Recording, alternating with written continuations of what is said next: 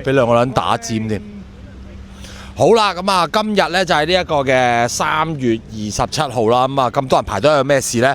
係咪食物銀行呢？唔係，今日咧其實係保守黨嘅造勢大會，咁喺 BC 嘅 Surrey， 咁咧我哋就登記咗入嚟睇嘅。咁我哋咧就呢個時候咧就見到咧，哇，車水馬龍啦，泊車要10蚊位啦，跟住之後又排長龍啦，打晒 S 型，我哋已經排咗一半㗎啦，仲有一半先可以入到去。咁啊 ，P. F. 呢咧今日就會當然啦就會出席啦。咁啊，原定時間就6點嘅，咁但係我哋都估可能會有機會晏少少啊，因為其實今日就我哋較早時分咧都出席咗一個少數族裔嘅記者會，咁啊，我哋都即係成功入到去，亦都訪問咗即係提問咗博勵治關於香港 pathway 啦，甚至乎香港而家營商環境能唔能夠將佢帶過嚟加拿大等等嘅問題嘅。咁所以今日呢條片呢，就會有造勢大會俾大家睇啦，亦都有我哋提問 Poly F 嘅嘢嘅。好啦，咁呢個時候事不宜遲，我就繼續排隊，跟住一齊入去睇下今日造勢大會嘅情況先。加拿大嘅聯邦大選咧將會4月28號進行啦，咁所以咧為期咧只係得返唔夠1個月，咁啊各個黨派咧都要進行一啲造勢大會啦，而且加拿大好大嘅，你唔係淨係話喺Quebec做咗 BC 就唔使做。嗱，眼前咧就見到歐澤光，咁啊佢係成功入閘嘅，咁啊但係咧趙錦榮咧就好可惜啦，今次就未能夠代表保守黨咧出戰呢一個嘅國會選舉。咁啊，其實今日嘅造勢大會咧，在場有5500人參加㗎。咁啊，其實個數量咧，比起之前咧Quebec800人咧，明顯係為多嘅。咁啊，今次嘅造勢大會咧，由主持介紹咗啊，今日有幾多人啊，保守黨有啲咩理念啊，暖下場之外咧，首先咧就介紹咗 Poly F 嘅太太咧就出場。咁啊，佢以拉丁裔加拿大人嘅身份啦，講講自己喺加拿大嘅點點滴滴同埋生活。咁啊，當然啦，重點就係講以往喺保守黨執政期間呢，佢作為一個啱啱畢業嘅學生，想喺加拿大咧能夠置下業啊，做自己想做嘅嘢咧，一切都冇難度㗎。咁啊，但係直至到咧佢買咗樓之後3年，2015年之後咧，由杜魯多執政嘅自由黨上場之後咧，就成個形勢改變晒，咁啊，亦都引起咧現場嘅掌聲雷動。隨之而來咧，就係保守黨嘅黨魁博勵治出場啦。咁啊，今次嘅5500人嘅造勢大會咧，的而且確咧都搞到出邊頭先我哋睇片都見到啦，車水馬龍。咁但係咧，更重要嘅大家就係聚埋一齊，咁啊，希望聽聽咧呢一個嘅博勵治咧有咩執政理念嘅。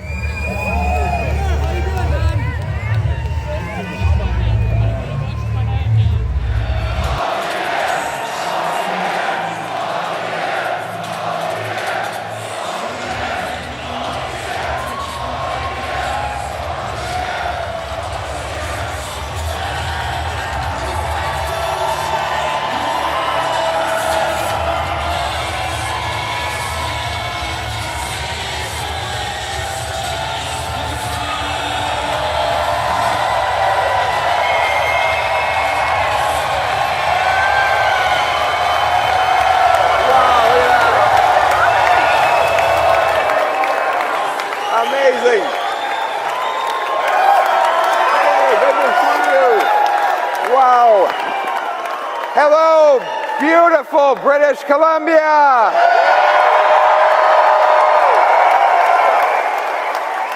Who's ready to axe some taxes?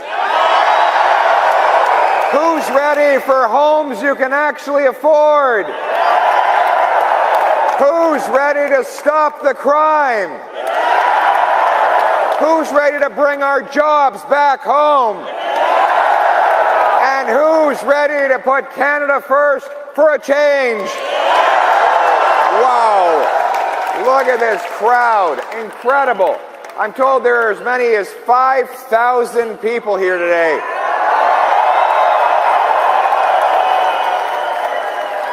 Unbelievable. As I was driving up, I saw the people lined up in the rain. Have you ever had rain here before in British Columbia? It's nothing.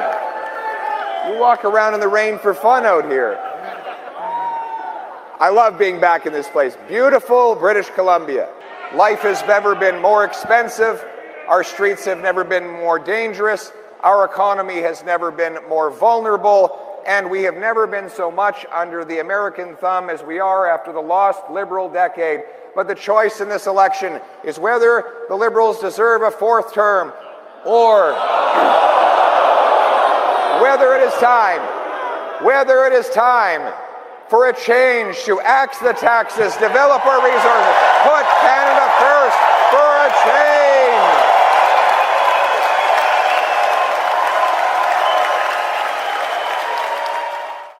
好啦，咁啊，2025嘅聯邦大選咧，保守黨嘅黨魁博勵治就嚟到呢一個卑詩省嘅素里市咧，就進行佢哋嘅造勢大會。咁頭先咧，大家都聽到啦，見到佢哋兩公婆都有上台，太太上嚟咧就講自己當年點樣白手興家，同埋點樣咧可以叫做喺一個限米煮熟飯嘅情況底下，用比較低嘅價錢都可以買到樓，係一個 Canada Promise。咁但係呢個 Promise 咧，隨住佢2012年買到樓之後咧，15年之後隨住自由黨上場，成個樓價飛升咧，今日已經係變成不可能。隨之而來就介紹埋佢老公啦，咁當然就係黨魁博勵治啦。上到台嘅時候，亦都點出加拿大最近發生嘅係咩問題，咁啊，從而希望咧就阻止呢一個嘅自由黨咧能夠第4次咧嘗試去成為呢一個嘅聯邦執政黨嘅。咁啊，呢個造勢大會咧，其實今日除咗喺呢個素里市之外咧，晏晝嘅時分咧，其實佢都有去過列治文啦，亦都有見過我哋呢一啲少數族裔嘅媒體進行咗一個記者會。咁當中仲有呢一個嘅答問環節。咁當然我梗係把握機會啦，問下一啲關於香港人關心嘅嘢。咁究竟博勵治又點答呢？我哋睇睇記者會嘅情況先。Thank you very much for being here. Great to see you all. I brought a special friend. It's my beautiful wife Anna. My beautiful wife Anna is here, and she's the star of every show. So I thought I'd bring her along. Should I be about right here? Or I don't want to be blocked by these microphones. The middle. Right here. Thank you very much, everyone, for coming. It's great to be back in beautiful British Columbia. Anna and I just arrived with the kids very early this morning, and they're a little bit grouchy, so we decided not to bring them along. They had a late night. But it is great to be back here to meet with so many good friends and to celebrate the bright future that we have bringing home Canada's promise. As many of you already know, I got into politics to bring home the promise of Canada, to make this again a country where hard work gets you a great life in a beautiful house on a safe street, protected by proud troops under a proud flag. And I've been working towards that goal for a long time. But of course, unfortunately, after the lost Liberal decade of rising costs and crime and a falling economy now under America's thumb, that promise is broken. And the question in this election is whether you think the Liberals deserve a fourth term in power, or whether you think it's time for a change to put Canada first with a new Conservative government that will axe taxes, build homes, lock up criminals, ban drugs, secure the borders, rearm our military, and rebuild our economy so we can stand up to President Trump and the Americans from a place of strength. And on that point, I strongly condemn the latest threats of tariffs the President has put forward, and I say very clearly to him that the era of Canadian economic weakness is coming to an end. While tariffs might do short-term damage to our country, my message to President Trump is that if he decides to turn on our economy, over the next 4 years, we will rebuild and relaunch our economy. We will cut taxes and remove red tape to develop our resources. We'll knock down provincial trade barriers to sell and buy across Canada. We'll sell to other markets. If President Trump doesn't want our incredible resources, talent, and products, then the rest of the world will take them. And we will open up new markets that will make us more self-reliant and strong so we can stand on our own 2 feet and stand up to the Americans. We need to reverse all of the Liberal policies of the last decade to make that happen. As you know, under the Liberals of Carney and Trudeau, housing costs have doubled. rising faster than any other G7 country. Vancouver is now the most expensive housing market in North America and the third most expensive market in the entire world, worse than New York, London, England, Chicago, Los Angeles. All of this because Liberals inflated demand with out-of-control money printing and population growth, and block supply by funding bureaucracies that prevent builders from providing houses. We have a common sense plan for that. I will axe the federal sales tax on new homes of up to $1.3 million to save buyers 65 grand. I'll pressure the provinces to do the same, saving hundreds of thousands of dollars. And we'll incentivize the municipalities to free up permits, speed up approvals, and cut development charges to build 15% more per year. We'll sell off 6,000 federal buildings and thousands of acres of federal land to build the homes of the future. But for people to afford those monthly payments, we need to cut income tax. Tax is now taking up more than food, clothing, and shelter combined after the lost Liberal decade. My plan will cut income taxes by 15%, saving thousands of dollars for the average working family. We will get rid of the full carbon tax. Right now, of course, the tax still applies. The Liberals have said they're going to hide it at the gas pumps for the 30 days leading up to the election. They're the ones that brought the tax in. It's been in place for 7 years. They've said that if we don't raise it, that the planet will burn. And now they expect us to believe that they've changed their mind because they hide it from gas pumps for 30 days.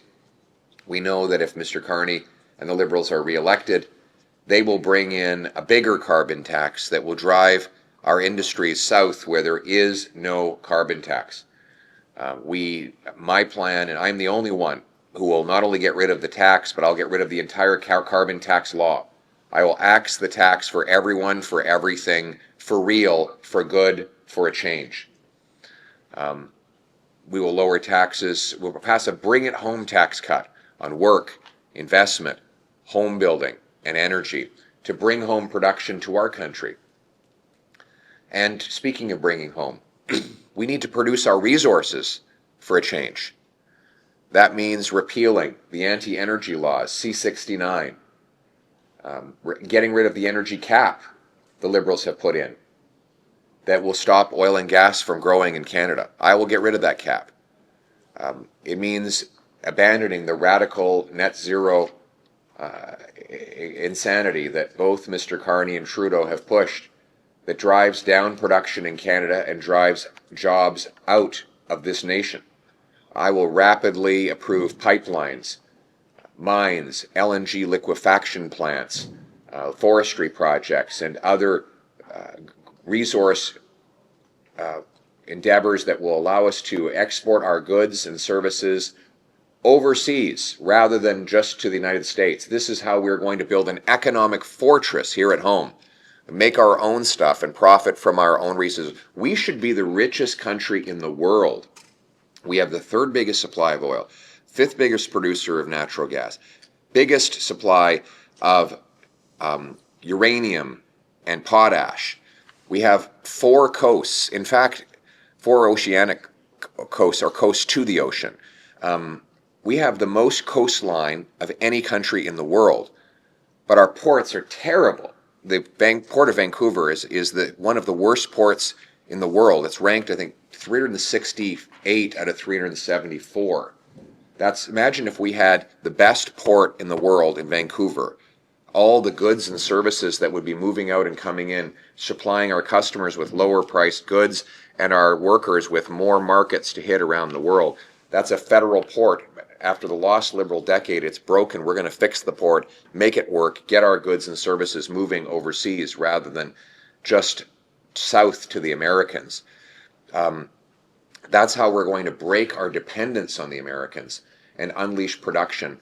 We'll also do something called the shovel-ready Canada First zones. These will be areas that the governments get together and they draw a big line, a big circle. Say inside this circle, industrial activities are pre-permitted. We have pre-permits for pipelines, mines, LNG plants, factories, and other industrial activity.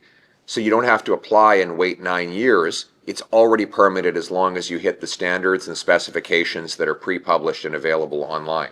And that's how we're going to get these projects built quickly. We want to back up the trades by giving the funds to union halls to train 350,000 young tradespeople and restore the $4,000 apprenticeship grant. So we have the boots and not just the suits in order to build the future. And we want our immigrants to get the jobs in their professions. Right now we have 20,000 immigrant doctors and 32,000 immigrant nurses blocked from working in their professions. When I got my eye surgery done, I met the technician, and he's a surgeon, an eye surgeon in Abu Dhabi. He works in Canada for 20 days with his family, and then he goes to Abu Dhabi for 10 days doing eye surgeries.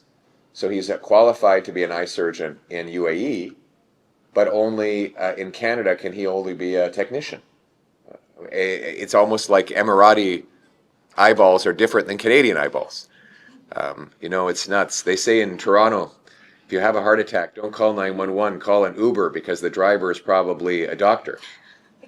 And so we have our doctors driving taxis rather than working on the front lines of healthcare. But we need to change that. We know the solution. We just need to do in the professions what we did in the trades back in 1952, and that has worked ever since. We have a red seal in the trades for 70 years. If you want to be a mechanic, you take the red seal. You get a stamp and you can work as a mechanic anywhere in Canada. So what we need to do is create a national blue seal and then invite the provinces to sign on to it and recognize anyone who's got a blue seal to work in a hospital, so that an immigrant doctor, nurse, engineer, architect comes here, they take the blue seal, they get licensed, they get working, making more money, paying more tax, reducing the wait times in our hospital, bringing home better paychecks. But we want them to bring those paychecks home to safe neighborhoods. So we have to stop the crime. Crime has been raging out of control after the lost Liberal decade. They have passed catch and release criminal justice, where they allow the same repeat violent offenders out again and again. In Vancouver, they had to arrest the same 40 offenders 6,000 times. So, that means each offender is arrested every 2 days on average for a whole year. They're basically doing crime all day, every day, but they're being released. I'm going to repeal that law. It's C-75, and I'm going to ban anyone with a long track record of crime from bail, probation, parole, or house arrest. There will be mandatory jail time and no escape from it. And for serious repeat offenders, there will be life sentences. That includes for fentanyl. If you sell 40 milligrams of fentanyl, you've sold enough fentanyl to kill 20 people. If you are selling fentanyl in mass quantities, you are a mass murderer. Because there's guarantee, it's like firing a gun into a crowded stadium. You might not know who you're killing, but there's almost a certainty that somebody's going to die. So I've announced that we will impose mandatory life sentences for anyone caught trafficking or producing more than 40 milligrams of fentanyl.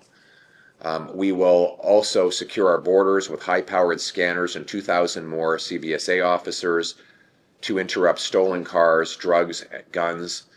We'll have high-powered surveillance towers to stop border crossing, and we will pay for this by canceling the ridiculous Liberal gun grab, where they go after licensed, law-abiding, trained and tested sport shooters and hunters, costing billions of dollars in law enforcement resources that go after people who are not a problem. Hunters are not the problem. The problem is the criminals. So we lock up the criminals, secure the borders, stop the crime, and invest in treatment and recovery to get people off drugs and bring our loved ones home drug-free. We'll rebuild our military and reestablish our alliances overseas with good democratic allies, trading partners, and friends. We're going to be, this is the choice we have now. After the lost Liberal decade of rising costs and crime and a falling Canadian economy now under the thumb of the Americans, are we going to give the Liberals a fourth term in power? Or do you think it's time to put Canada first? with a new conservative government that will axe taxes, lock up criminals, build homes, unleash our resources, bring home our jobs so that we can stand up to the Americans from a position of strength. And most of all, bring home the Canadian promise in a country where anyone who works hard gets a great life in a beautiful home on a safe street under a proud flag. Canada first. Let's bring it home. Thank you very much. So the Hong Kong pathway now has a significant backlog of applications. So if you become the Prime Minister, so what step will the government take to reduce or even eliminate the backlog? And also, are there ways to increase the admission quota of HNC category to allow more Hong Kong applicants to get the PR status in a faster way? Yes, I support accelerating the Hong Kong cases. A lot of Hong Kongers want to come here because of the human rights abuses they're facing, and they want to start a new life here. We already have an incredibly successful history in Canada of integrating and welcoming people from Hong Kong, particularly to British Columbia, where they've come, built incredible businesses, have been great entrepreneurs, exactly the kinds of people we need to have in our country. So I would be excited to work with the community to expedite the end to these backlogs, speed up the processing, and bring a lot of these young entrepreneurial Hong Kong residents to Canada so they can start up some businesses, create some jobs, and help us make Canada the richest country in the world. What do you think? Good idea? All right. Hello, Mr. Boyev and Mrs. Boyev. Welcome to British Columbia. Thank you, nice to sir. meet you. I'm Sam. It's from the YouTube channel CanMen. He serves Cantonese community in Canada. Follow up the backlog questions. Is right now is a lot of Hong Kongers they stop the visa immediately because of backlog. They're losing their jobs. They're losing the medical service. They're losing the driver license. They can't live in here. So, except you can process faster. And anything you want to say to those Hong Kongers who felt abandoned by Liberal NDP federal government? Yes. And meanwhile, one more follow-up very fast. Nearly 300,000 Canadians still living in Hong Kong face raising pressures, like Li Ka-shing tried to selling the Panama access, but is accused by the Chinese state media for trying. Is this the right time to encourage them to come back Canada and invest, make us stronger? What do you think? What do you say? Thank you. Yes, it is actually. Is it still 300,000 Canadians in Hong Kong? Nearly 300,000, because some of 300,000. this is already returned to Canada. Some have already come back? Yes. That's good. Well, I think they should come back. I mean, the Canadians in Hong Kong they're obviously entrepreneurs. They're often investors, business people, and we need that back in Canada. The problem is that this has been a very hostile place to invest and start a business during the lost Liberal decade of rising crime costs and a falling economy. I mean, if we give the Liberals a fourth term, it will be even worse. But I want to make this an attractive place for all the best investors from around the world to bring their brain power and their money so we can start businesses and unlock the incredible potential of this country of ours. So my message to Canadians in Hong Kong is come home to Canada. Let's build the best, the richest, the freest economy in the world right here. We need your brain power. We need your smarts. And we will make sure you have a beautiful, free country to live in where you can fulfill your God-given potential. Thank you. 保守黨咧就宣布今日嘅造勢大會咧有入5000人參與噶。今日見到咧都係行程好緊湊啦。但係當然有啲觀眾話：哇，你哋淨係撐保守黨咩？其實唔係㗎。我哋想話俾你聽，我哋做跟呢一個嘅競選咧嗰個格式係咁。咁如果有其他政黨，例如自由黨啊、新民主黨啊，都想將你哋嘅政綱或者你哋嘅造勢大會宣傳俾喺呢度嘅加港人知嘅話咧，不妨 email 聯絡我哋。咁我哋其實講真，我哋最想嘅都係聽下你點樣為到加拿大可以做到更好啫嘛。今日節目時間到呢度啦，多謝大家，我哋下次再見，拜拜。